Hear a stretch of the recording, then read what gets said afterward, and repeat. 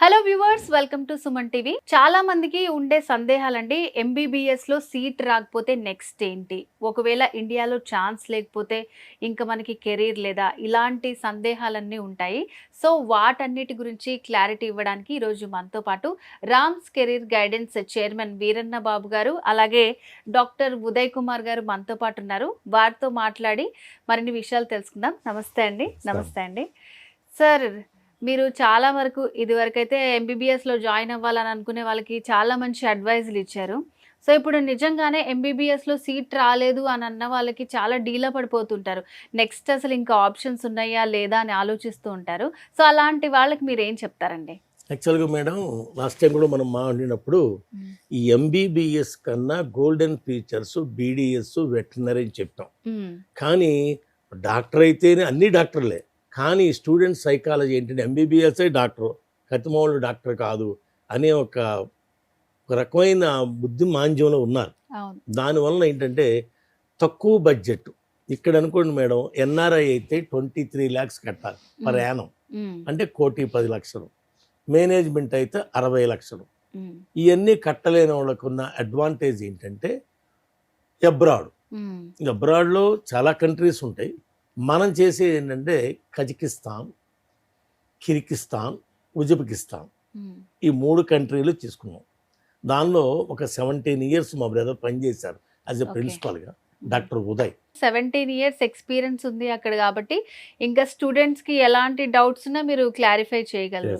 Sir, ఇప్పుడు నాకు నార్మల్గా వచ్చిన డౌట్ అంటే, ఇప్పుడు జనరేషన్ మారుతున్న కొద్దీ సార్ చెప్పినట్టు ఎంబీబీఎస్ అంటే డాక్టర్ అసలు మెయిన్ కోర్సెస్ ఏముంటాయో మనకి, కార్డియాలజీ కానివ్వండి, సో ఇట్లా వాటి గురించి ఎక్కువ ఫోకస్ చేస్తుంటారు. సో వేరేవి కూడా ఉన్నాయి. సో ఇప్పుడైతే నార్మల్గా మనం చూసుకుంటే పెట్ స్టోర్స్ కానివ్వండి, దానికి సంబంధించిన డాక్టర్స్ కానివ్వండి, ఇంకా బ్యూటీకి సంబంధించి కానివ్వండి, సో ఇవన్నీ కూడా చాలా పెరిగాయి. సో వాటికి కూడా మనకి ఇప్పుడు డిమాండ్ ఎలా ఉంది? అవి కూడా చేస్తే ఫ్యూచర్ ఎట్లా ఉంటుందంటారు? మీ సలహా ఏంటి అసలు? ఇప్పుడు బాగా స్పెషలైజేషన్ వచ్చేసిందండి. ప్రతి దాంట్లో, ప్రతి ఏరియాలో కూడా స్పెషలిస్ట్ వస్తున్నారు. కాబట్టి ఈ కోర్సులు చేస్తే మంచి డిమాండ్ ఉంది మేడం, బాగా డిమాండ్ వస్తుంది.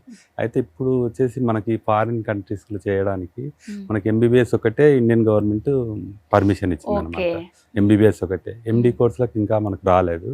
ఒక 5 countries ఎండి కానీ ఎంబీబీఎస్ చేస్తే కానీ ఇక్కడ వచ్చి డైరెక్ట్ వాళ్ళు ప్రాక్టీస్ చేసుకోవచ్చు. యుఎస్ కానీ, కెనడాలో కానీ, న్యూజిలాండ్, ఆస్ట్రేలియా, తర్వాత వచ్చేసి ఈ కంట్రీస్లో చేస్తే కన్నా యూకే, ఈ 5 countries చేస్తే దే కెన్ ప్రాక్టీస్ డైరెక్ట్లీ అనమాట, ఇండియాకి వచ్చి చేసుకోవచ్చు. మిగతా కంట్రీస్ అంటే ఇప్పుడు రష్యాలో, ఉజ్బెకిస్తాన్, కజకిస్తాన్, కిర్గిస్తాన్, ఈ కంట్రీస్లో చేస్తే వాళ్ళు ఇక్కడ వచ్చిన తర్వాత ఎంబీబీఎస్ తర్వాత ఇక్కడ వచ్చేసి FMGE అని ఎగ్జామ్ అని ఒకటి రాయాలి. అది వచ్చేసి ఎవ్రీ ఇయర్ టూ times ఉంటుంది అనమాట, జూన్లో ఒకటి, డిసెంబర్లో ఒకటి. ఇంతకుముందు అప్ టు బిఫోర్ 2022 వరకు ఓన్లీ ఫారిన్ గ్రాడ్యుయేట్సే రాయాల్సి వచ్చేది అనమాట, క్వాలిఫై కావాల్సి వచ్చిండే FMGE.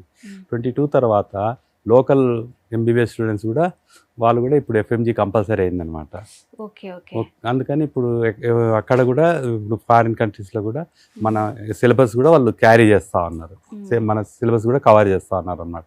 తర్వాత వచ్చేసి ఈ ఫారిన్ కంట్రీస్లో కూడా వాళ్ళ ఎంబీబీఎస్ కోర్స్తో పాటు ఈ FMGE ఎగ్జామ్ కూడా వాళ్ళు they are giving coaching materials కానీ అన్ని, ఈ మెటీరియల్స్, ఈ లెర్నింగ్ అంతా ఇస్తున్నారు. కాబట్టి ఇప్పుడు ఏమవుతుందంటే ఇక్కడ వచ్చిన తర్వాత కూడా వాళ్ళు అది క్వాలిఫై కావడం, చాలా మంది ఇప్పుడు క్వాలిఫై అవుతున్నారు అన్నమాట. సో అంటే ఏంటి, అది ఒక టెస్ట్ లాగా అంటారా? అంటే లైసెన్స్ రావడానికి, ఇక్కడ ప్రాక్టీస్ చేయడానికి ఇండియా. అంటే ఒకటి మేడం, అబ్రాడ్లో ఎంబీబీఎస్ చేసిన వాళ్ళకి సార్ చెప్పినట్టుగా 5 countries కాకుండా రిమైనింగ్ ఎవరు చేసినా FMGE, foreign medical graduate exam, అదేంటంటే సార్ ఏదో చెప్పారు, ఇయర్లీ ట్వైస్ ఉంటుంది. ఎవరైతే ఈవెన్ నేపాల్, కజకిస్తాన్, ఉజ్బెకిస్తాన్ ఎవరైనా సరే ఇండియా వెలుపల ఎంబీబీఎస్ చేస్తున్న వాళ్ళు ఇక్కడ సెంట్రల్ గవర్నమెంట్ పెట్టే ఎగ్జామ్, ఆ ఎగ్జామ్ రాయాలి. ఆ ఎగ్జాము 150 మార్కులు క్వాలిఫై అవ్వాలి. క్వాలిఫై అయితేనే ఈజ్ ఎలిజిబుల్ ఫర్ తర్వాత ఏమైనా చేయటానికి. తర్వాత ఏం చేయాలి, ఇక్కడికి వచ్చాక మళ్ళీ 1 year హౌస్ సర్జన్ చేయాలి. అక్కడ 5 సంవత్సరాల కోర్సు, ఇక్కడ 1 year హౌస్ సర్జన్ చేయాలి. హౌస్ సర్జన్ చేసిన తర్వాతే అతనికి నీట్ PG రాయటానికి కానీ ఏదైనా పెద్ద పెద్ద హాస్పిటల్ ఉద్యోగం చేయడానికి కూడా అవకాశాలు ఉన్నాయి. ఓకే. ఇప్పుడు కిర్గిస్తాన్లో మనకి ఇంటర్నేషనల్ సైన్స్ అండ్ మెడికల్ దాంట్లో వచ్చి ఫీజు మీకు 5+1 అనమాట. 5 years థియరీ, 1 year ఇంటర్న్షిప్ ఉంటుంది. ఫీజు వచ్చేసి మీకు $3,500 ఉంటుంది పర్ ఇయర్, అంటే అప్రాక్సిమేట్లీ 2,80,000. తర్వాత ఒక హాస్టల్ అవి ఒక 1 lakh.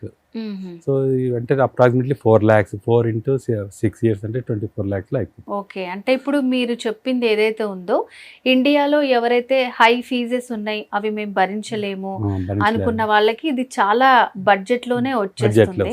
సరే, ఇప్పుడు చాలా మంది ఏంటంటే పిల్లల్ని విదేశాలకి పంపించాలి అనుకున్నా, సో అది ఏ కంట్రీ అయినా సరే, సో వాళ్ళు అక్కడ అకామిడేషన్ ఎట్లా ఉంది, తెలుగు వాళ్ళకి ఇంకా చాలా డౌట్లు ఉంటాయి సార్. మీకు తెలియదే ఉంది, చాలా మంది స్టూడెంట్స్ వచ్చింటారు మీ దగ్గర. సో ఫెసిలిటీస్ ఎలా ఉన్నాయి ఇవన్నీ ఆలోచిస్తూ ఉంటారు. సో అంటే ఎట్లా ఉంటుందండి అక్కడ వాతావరణం? హాస్టల్ ఫెసిలిటీస్ బాగానే ఉంటాయండి. ఇండియన్ మెస్ అవైలబుల్ ఉంటుంది. ప్రతి యూనివర్సిటీ కూడా టైఅప్ ఉంటుంది ఇండియన్ మెస్. తర్వాత అకామిడేషన్ కూడా బాగుంటుంది, అంతా 2 bed షేరింగ్ ఉంటుంది. తర్వాత వచ్చేసి క్వాలిటీ ఆఫ్ లైఫ్ బాగుంటుంది. తర్వాత WHO రికగ్నైజ్డ్ కోర్స్ అనమాట MBBS అక్కడ. తర్వాత ఇక్కడ కూడా NMC వాళ్ళు రికగ్నైజ్డ్ కోర్సెస్ అవి. తర్వాత ఇంకోటి ఉజ్బెకిస్తాన్లో అంగ్రేన్ యూనివర్సిటీ అని ఉంది. దాంట్లో ఫీజు చూసుకుంటే కానీ మీకు $2,500, అంటే 2 lakhs ఫీజే ఉంది. 2 into 6 అంటే 12 lakhs ఫీజు తోటే వాళ్ళు ఫినిష్ చేయొచ్చు. సో మామూలుగా ఫెసిలిటీస్ వైజ్ చూస్తే కన్నా better facilities, quality of education, తర్వాత కరికులం అంతా కూడా recognized by European countries as well as India. Okay. So budget ఫ్రెండ్లీగా ఉంటుంది మేడం. సార్ అంటే ఇప్పుడు మరి అక్కడికి వెళ్ళి చదువుకోవాలి అని అనుకున్న వాళ్ళంటే మంచి బడ్జెట్ ఫ్రెండ్లీలోనే అయిపోతుంది కోర్స్ అంతా. సో అక్కడ కూడా 5 years ఉంటుందంట. 6 years madam. 5+1. 5 years course, 1 year internship. ఇండియాలో అయితే 5.5 years మేడం. అక్కడ 6 months ఎక్కువ ఉంటుంది. మనది ఏంటంటే 4 years course, 4.5 years course, 1 year internship ఉంటుంది. అక్కడ అలా కాదు, 5 years plus 1 year, 6 years ఉంటుంది. సో వాళ్ళు కూడా మళ్ళీ ఇక్కడికి వచ్చి ఎగ్జామ్ రాయాలి. FMG exam conducted by NMC national medical council వాళ్ళు కండక్ట్ చేస్తారు. ఓకే. సో అంటే ఇప్పుడు వాళ్ళకి జాబ్ పరంగా చూసుకుంటే, అంటే ఫ్యూచర్ లో ఇక్కడ ఇండియాలో సర్వీస్ చేద్దామని అనుకునే వాళ్ళకి ఎట్లా ఉంటుందంటారు? అదే అండి, FMG పాస్ అయినారంటే they are equal to Indian doctor. So అంటే ఇప్పుడు అక్కడికి వెళ్ళి చదువుకోవాలనే స్టూడెంట్స్ కి అంటే మీరు ఏ విధంగా హెల్ప్ అంటే చేస్తారండి? ఇండియాలో హై బడ్జెట్ లో సీట్ రాక నిరుత్సాహపడే వాళ్ళకి 100% 15 లక్షల్లో మంచి కాలేజీల్లో MBBS 6 సంవత్సరాల్లో అవటానికి, ఇంక్లూడింగ్ FMGE ట్రైనింగ్ ఆల్సో అక్కడ ఇవ్వటానికి మేము ఏర్పాట్లు చేసాం. మనం ఇచ్చేసుకోవచ్చు. 100% ఛాన్సెస్ ఉంటుంది. ఇప్పుడు చాలా మంది ఏం చేస్తారు, మామూలుగా నీట్ ఎగ్జామ్ రాస్తారు, 2 సార్లు 3 సార్లు కూడా ట్రై చేస్తూనే ఉంటారు. సో ఇప్పుడు ఈ 2 years వేస్ట్ అయినట్లే కదా వాళ్ళకి, అనవసరంగా. 3rd year వాళ్ళు సెక్యూర్ చేస్తే పర్వాలేదు, లేదంటే ఈ 3 years కూడా వాళ్ళకి వేస్ట్ అయిపోతుంది. దాని బదులు చూసుకొని ఇట్లా లో బడ్జెట్ ఎంచుకున్నారంటే వాళ్ళకి ఇయర్ సేవ్ అవుతుంది. దానివల్ల నెక్స్ట్ ఫ్యూచర్ కూడా బాగుంటుంది. ఓకే. తక్కువ బడ్జెట్లో MBBS చదవాలి అని అనుకున్న స్టూడెంట్స్కి మీరు చెప్పేదైతే బెస్ట్ ఆప్షన్. సో అంటే మీరు అక్కడికి వెళ్ళడానికి కూడా ఫుల్ గా సపోర్ట్ చేస్తారు. వీసా ప్రాసెస్, అక్కడ అకామిడేషన్, ఎవ్రీథింగ్ అంతా కూడా చూసుకుంటారు. Okay sir. అంటే ఇప్పుడు నిజంగానే MBBS స్టూడెంట్స్ కి ఇది ఒక మంచి వార్త అని చెప్పాలి. చాలా మంచి ఇన్ఫర్మేషన్ ఇచ్చారండి. Thank you so much. So viewers విన్నారు కదండి, MBBS లో ఇండియాలో సీట్ రాలేదని మీరు అస్సలు బాధపడద్దు. సో బడ్జెట్ లో మీరు చెయ్యాలని అనుకుంటే మాత్రం ఏమైనా డౌట్స్ ఉంటే స్క్రీన్ మీద కనిపిస్తున్నటువంటి నెంబర్కి కాల్ చేసి మీరు కంప్లీట్ డీటెయిల్స్ తెలుసుకోవచ్చు. సో ఇది ఇవాల్టి స్పెషల్ ప్రోగ్రామ్. నేను జ్యోతి, నమస్తే.